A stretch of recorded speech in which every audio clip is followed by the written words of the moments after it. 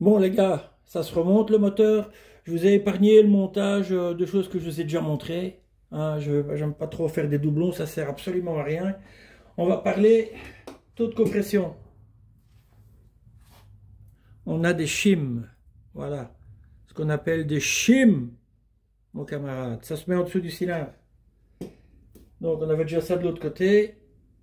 Forcément, quand le moteur comprime trop à la base, on le diminue un petit peu. On diminue un petit peu le taux de compression. En plus, l'usinage n'est pas parfait sur les portées de cylindre. Donc on rectifie un petit peu que les épaisseurs ici, on a 1/10, on a 14 centièmes en fait. Donc on a sur le cylindre 2, on a du 1,23. C'est une erreur de mesure ici. J'avais tout mesuré convenablement avant. C'était à peu près 1,23, ouais voilà. Donc on a à peu près 14 centièmes à dire. Je le savais, c'était écrit sur le bloc. Avant nettoyage. Donc, quand je vais ranger ça, on place ça en dessous des cylindres, surtout que c'est un moteur d'endurance. Ici. Donc, on va faire un peu de place. Je vais essayer de te mettre là. Hop. Hop. Hop. Hop. Hop. Essayer de ne pas avoir la grosse lumière là dans la tronche.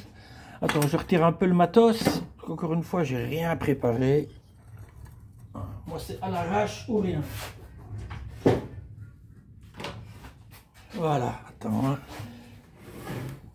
Essaye de mettre le bloc comme ça. Essaye de te mettre un peu plus. Comme ça, comme ça. Voilà. À peu près. Hein. Bon, j'espère que tu vois quand même quelque chose. Ça, c'est de la bombe atomique. Pour les étanchéités, ça, c'est magnifique. Hop. Donc, attention, ça, c'est du cylindre 1. Hop. Allez, je tartine à côté. Il n'y a pas besoin d'en mettre une quantité astronomique. Hein. C'est juste dire qu'il colle au bloc. Voilà. Attention que ce n'est pas concentrique. Hein. Il y a une manière de l'incliner pour qu'il passe dans les goujons. Il y a les petites encoches. Voilà.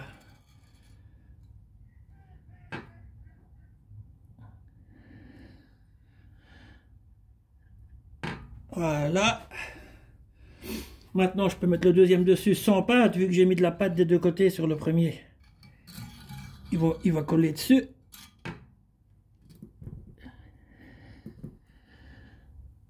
Voilà. Je préfère commencer par les shims. Parce qu'il y en a qui mettent les shims en même temps que le cylindre. Mais parfois, ça peut poser des petits soucis d'emboîtement. Hein. Bon, je fais le deuxième un petit peu hors champ ici.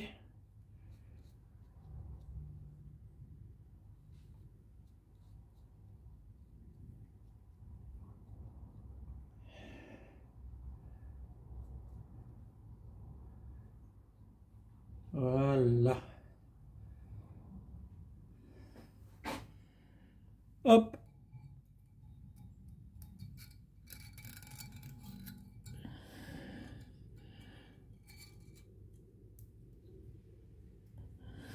Hop. Là, on file le deuxième directement qui va coller dessus. Hop.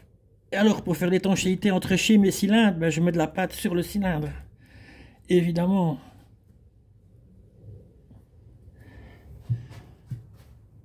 Berk.